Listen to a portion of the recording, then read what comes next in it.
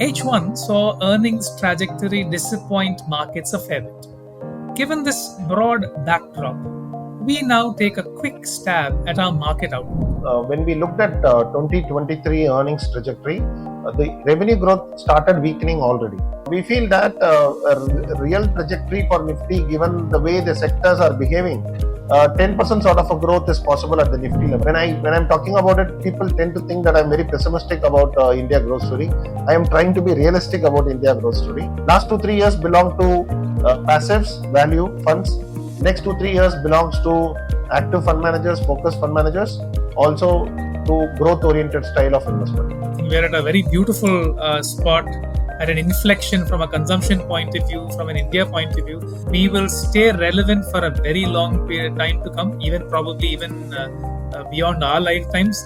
I think India will still continue to remain relevant.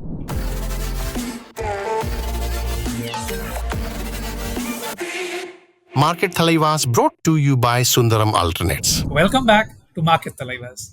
Stay tuned for an in-depth discussion packed with valuable insights to help you navigate the ever-evolving market terrain. I am your host, Arjun, and this is a brand new episode.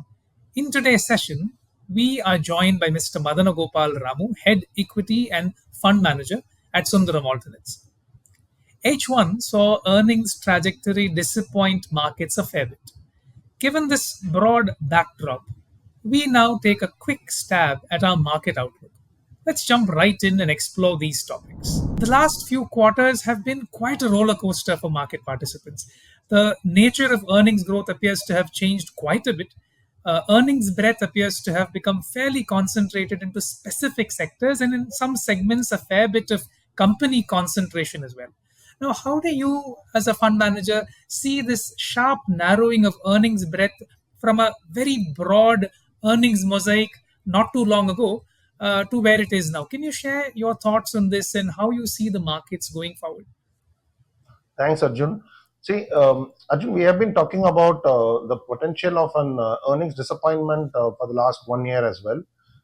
If when we looked at 2023 earnings trajectory, the revenue growth started weakening already, and probably it has to do with the base of post-COVID recovery that we saw in 2022. But 23, the revenue growth was not very impressive. But what happened is the commodity prices crashed with China coming back out of the COVID restrictions. Also, the Ukraine and Russia war impact on commodities for a very short period. Then, after which the supply chain issues got resolved, you saw a dramatic fall in oil prices and most of the other metals and commodity prices, coal prices. So, what happened is in the context of India, we were going through a good growth period also with the help of government capex also happening. We were going through a good growth phase, because of which, although the revenue was not growing, the companies exhibited some bit of a margin improvement. That is, they were able to hold on to margins or improve the margins by holding on to the price. This led to a sharp improvement in the EBITDA growth or profits growth. So while the revenue growth already started becoming weak in 2023, but margins expanded for most of the businesses because of the commodity tailwinds. That helped overall index itself, the earnings growth to be very strong, and that led to market think that is going to continue for 2024 as well and 2025 as well, which we disagreed, and we felt that the revenue growth is going to reflect in the earnings growth at some point of time as the margin gets into the base, and that is what is starting to happen in Q1, Q2. In addition to it, what happened in Q1, Q2 is you also had an election in Q1, and in Q2 you had a very extended monsoon also. So both this led to further impact on revenue as well as earnings. And now, from where we were, like 15 to 16% growth expectation for Nifty, suddenly we are looking at not more than a high single digit sort of an earnings growth. And the first half was much lower. We feel that a real trajectory for Nifty, given the way the sectors are behaving, 10% sort of a growth is possible at the Nifty level. Nifty has slowly has started becoming a high single digit or a 10% low double digit sort of a growth index now, because of highly matured sectors in the Nifty. So this disappointment to us is not a surprise, but I think the market had to go through this negative surprise now. I think FI25 earnings has been downgraded, revised down, but FI26 number still looks much higher, and I think 17-18% growth being expected for FI26. That has to be brought down. An ideal way to look at this is this. I think Nifty will grow at around 10%, and mid and mm, small cap slightly more, but not significantly higher. Again, because there are many sectors in mid cap which is also going through an earnings disappointment trajectory. mm, Because last year everything went up, mid caps and small caps gave a much higher return. I think that is going to get tested right now. So, in our opinion, I think if you are a passive investor and investing into diversified portfolios, you run a risk that you might actually start missing out on alpha for a long period to come. ah, It is not a bubble. It is not a bubble. I would say because it is not that India. So when I'm talking about it, people tend to think that I'm very pessimistic about India growth story. I am trying to be realistic about India growth story, and my sense is 10% growth at the index level, Nifty.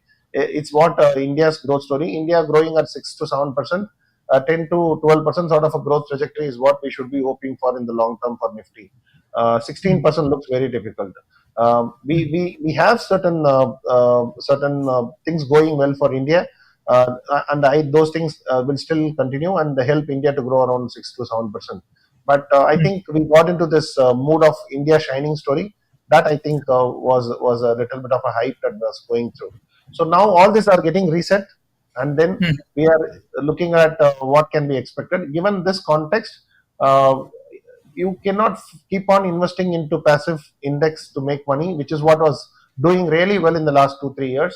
It's better to move to a focused stock picker sort of a fund management style, and mm, those are days where PMSs have really done well, and focused fund managements have really done well compared to the broader index, as well as compared to the diversified portfolios. I mm, think that is the stage that we are sitting, and that is the phase that market is likely to go over the next 2 3 years. Last 2 3 years belong to passives, value funds. Next 2 3 years belongs to active fund managers, focused fund managers, also to growth oriented style of investment. mm. Fair enough. Fair enough. That's a very, very realistic picture that you've actually painted for the investors. Thanks a lot for that.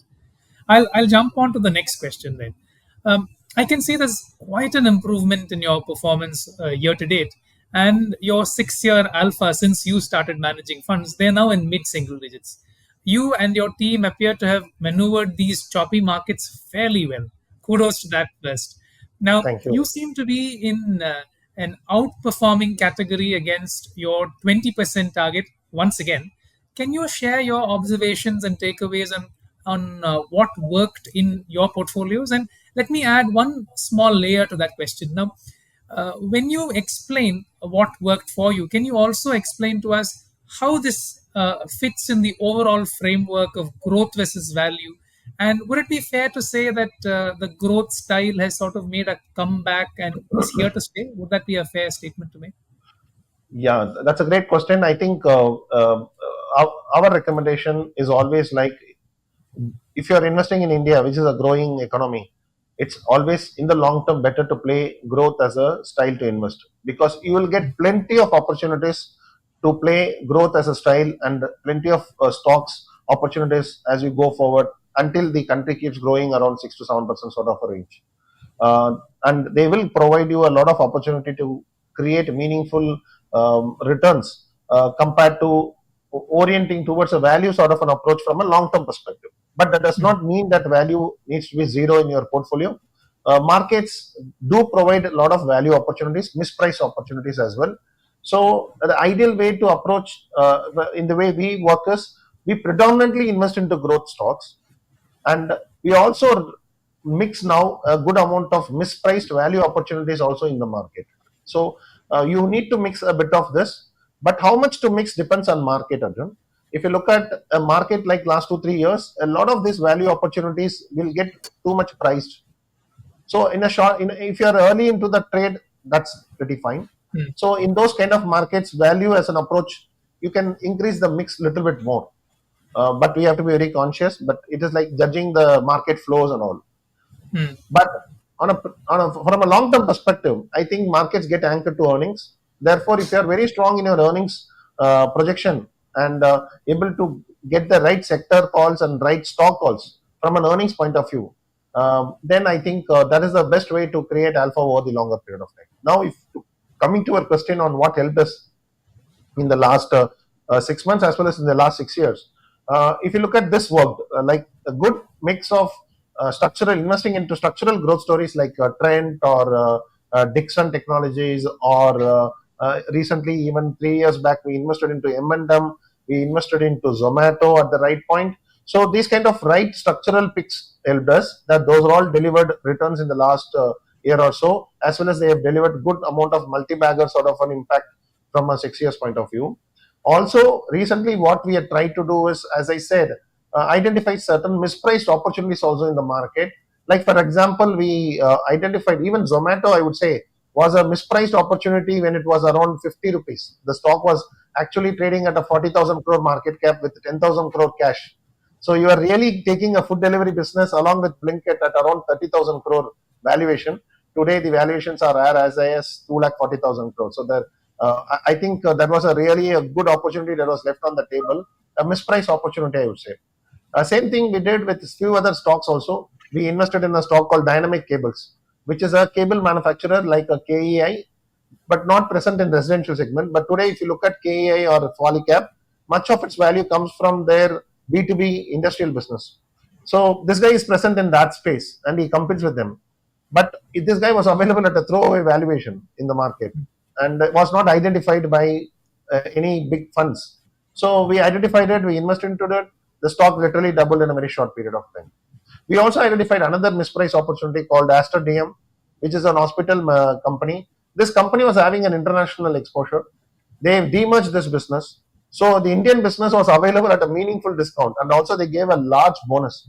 So when we bought this stock around 350 rupees, they gave a 120 rupees, 118 rupees to be precise, as a dividend itself. So we were literally buying the stock for a very low price. So these are certain mispriced opportunities, are timely opportunities that we invested. On top of it, what we are doing right now is sometimes it becomes very difficult to judge how long the cycle will stay. But I remember this statement of Howard Marks: not everything keeps going on in one direction. Everything is cyclical, and at some point of time, the cycle will repeat. I take it very serious, and every time when I judge a stock from a cycle perspective, I see whether we are getting into the right part of the cycle or on the wrong part of the cycle. So last 1 year, one change that I brought into my style is, I said that if there is a favorable cycle playing into a stock, we don't know like how long this will continue. But instead of trying to judge it from an historical perspective that it will be a short term, if you are early into the trade, get into this. Play a 1 year sort of a play. See that you make a 40-50% return on the stock. That really worked for us. Actually, we got into Bajaj Auto early, we got into BSE early, we got into M6. We have gone out of all the stocks now in the last 1 year. In a 6 months to 1 year time period, most of the stocks delivered an annualized return of almost like 80 to 90%. So that also helped us in terms of bringing back the alpha. So in a nutshell, what I can say is, I think it is not right on the part of a fund manager to box him too much into a particular style. He needs to have a bucketing approach. How much of each bucket has to be there has to be decided based on how is the flows happening in the market, how is the earnings happening in the market. Going forward, when the flows are likely to be moderating, as well as the earnings are likely to be concentrated, more structural growth, quality orientation will be helpful. But when phases like last 2 years comes, when there is a broad-based earnings momentum, when there is broad-based flows coming from either FII investors or from domestic investors, then I think a little bit more mix towards mispriced opportunities. I think that is how I think Sundaram Alternates will maneuver. I think that gives us confidence that in different parts of market cycles, now we know that how to handle the portfolios. Fair enough. That was lovely, Madan, and thanks a lot for detailing out how you guys as a team also really maneuvered the markets. It was wonderful. I'll go on to the next question that I have in front of me. Um, Now, when I go to from a viewer's point of view, it'll be great if you can leave our viewers, Madan, with your thoughts and some pointers and on how investors can and should look at structural growth stories. Now, you can probably start with how to identify these structural growth stories. I recall an earlier conversation I had with you, very interesting conversation where you were talking about how on sectors, how it was very surprising to see that a lot of sectors within the Nifty, if you look at it by weights, had actually lost a lot of weights. If you can touch upon that earlier conversation for our viewers and elaborate a bit on that, it will be great. Thanks. This is very close to my heart actually, and this really this is called value migration framework, and the best way to play growth stories is to understand this very well. And if investors can understand this, how value migration happens in the market, then when I'm saying that growth is the best way to play a country which is growing, and growth as a investment style will make more money for you, you will understand that if you understand this value migration framework. So I'll take five minutes to explain this value migration framework, and then I'll come back to it. I'll ask you a question like, which sector do you think lost the most in the last 10 years in Nifty in terms of weight in the Nifty? Any guess? Maybe pharma, I guess. I don't know. I'm just You are making a right. wild Pharma guess. is one of them, but you will be very Oh, nice. surprised. IT sector Ah. lost a lot in the last 10 years in the index. Oh, wow. And the only I reason would that not I have can thought. attach, given that you have blue chip companies like TCS and Infosys, and still IT sector is losing out of the index, the only reason is the IT sector growth itself has kind of come down to single digit over a longer period of time. Oh, So fascinating. that is leading to the weight reduction, and slowly one or two stocks will keep moving away from Nifty. And even if you ask me next 10 years what will happen, IT sector, staples, pharma, particularly generic pharma, they will keep on losing ground from the Nifty 50. This is what happened in US also. If you look at US, growing sector, growing sector like IT took a predominant portion. In India, IT is an outsourcing sector, but in US, IT or digitization, e-commerce, these are all like growing sectors, right? So Hmm. these sectors almost took a major part of the index share of the index. And where they took it from? They took it from energy, they took it from staples, they took it from financials, because financials in US is a mature industry, but in India it's a growing industry. So understand this context and now come back to India. Which are the growing industries? When the country is growing faster, financials are very high growth sector. Second, when the country is doing really well and per capita income is growing, consumption, not staples, but consumer discretionary growth. That is still growing in US. It will grow in India also. It has grown in China as well.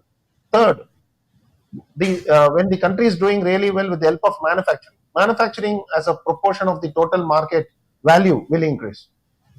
On Hmm. top of it, e-commerce. Every country is going through a digital transformation. India is no exception, and India is actually leading the digital transformation along with some of the major countries. So I feel these are the certain emerging sectors which will start slowly occupying a lot of space, and they will chase away sectors or reduce the weight of sectors like IT, the traditional IT sectors, the traditional pharma companies, the traditional staple companies.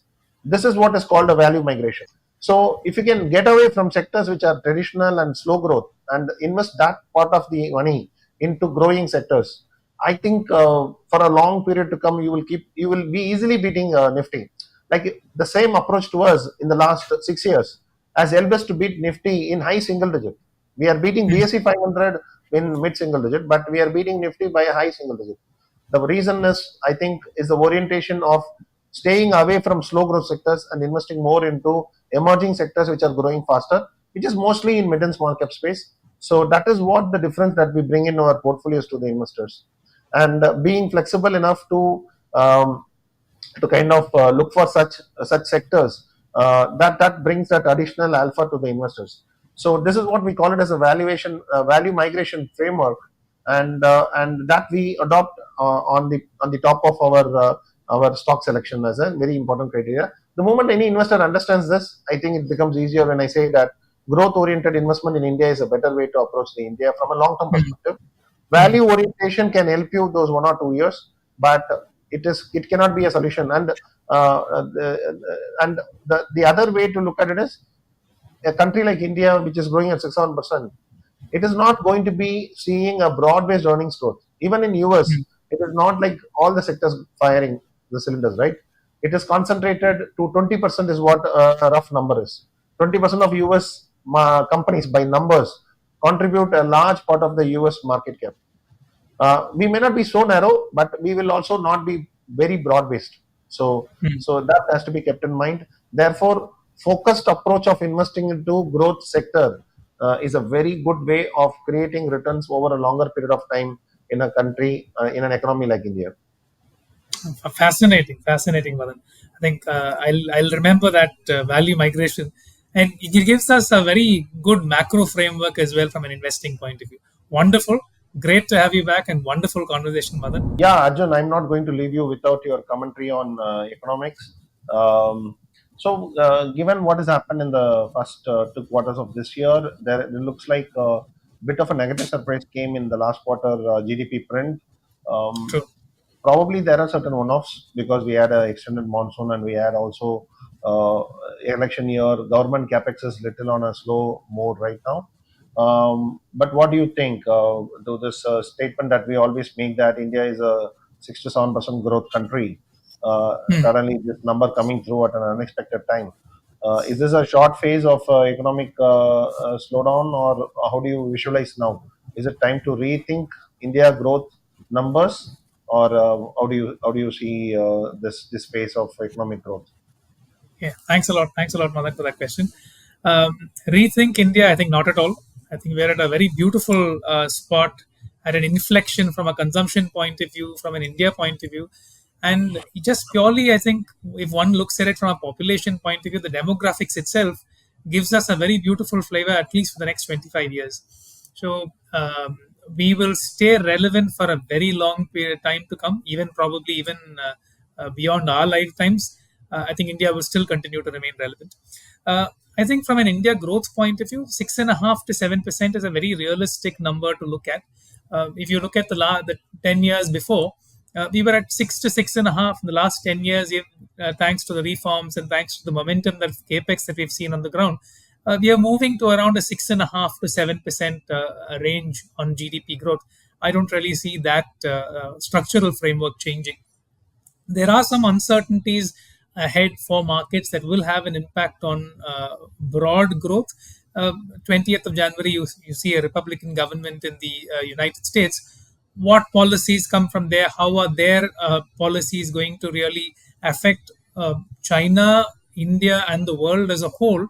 That will broadly also give us a sense as to what India's growth trajectory is going to be. But I'm not really concerned that, or rather afraid that whatever we see in January is not really going to throw India off the rails. We're still going to grow at that 6.5, 7%. The only question is how much of impetus and can we continue to give on the capex front in addition to what already is there. I think that will be the most important. And to, like you rightly said on the GDP numbers, you had elections, you had a fair bit of a slow momentum on the government capex front. It's just a matter of time. In the next couple of months, you will start seeing government capex picking up. And it's very important to remember that manufacturing growth is closely related to government capex momentum, general government capex momentum, which is center plus state. So once that turns around, it's just a matter of time when India gets that mojo back, at least in the near term. Great to hear, but I always feel that a country like India trying to compete with so many other emerging countries, it's always important to have a reasonably low interest rate than where we are today. And Hmm. having a very high inflation is not helping us. Given Hmm. this context, that additional pillar of growth that we are all hoping for, that India will Hmm. become a reasonably sized export country, seems to be getting pushed back with the kind of interest rates that we are seeing, and therefore it is not helping to some extent the growth numbers. Yes, but Hmm. the government's initiative on making domestic manufacturing compulsory. Even yesterday, there was a notification on domestic procurement for solar cells. I think those Hmm. kind of policy initiatives, I think, goes a long way to help domestic manufacturing. But this additional pillar of India becoming an export center for at least few of the global products, that seems to be getting pushed back with the kind of high interest rate scenario still continuing. Mhm. Yeah, I'm also a great believer of India growth story. But as I mentioned through the conversation, I try to be as realistic as possible given the True. constraints that we have as a country on the inflation, on the interest rate, and its impact on the export opportunity for India. So thanks, Arjun. Always wonderful talking to you and discussing to you about economy. Thank you so much. Pleasure. Pleasure, Madan. Always lovely to have you here.